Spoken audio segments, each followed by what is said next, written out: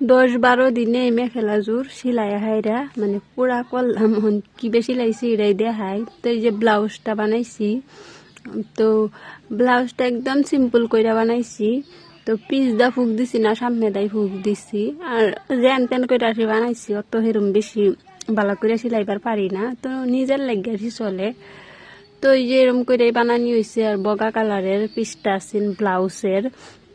পিন্দা হেরা আজকে মানে মেঘের দিন যে লিখে পিন্দা ফটো শ্যুট করছি না, ফটো বালা হইতো না মেঘের দিন, যেহেতু কালা কালা হইব তার লাগে রোজ যে দিন গা মানে বালা দিন থাকে সেদিন গা আমি আর ফটো শ্যুট করাম। আর এই যে তলের মেখেলাটা, তো এটারও কামড়ি সুন্দর হয়েছে। আর তলে এই যে কাপড় বইটা সেলাই করছি।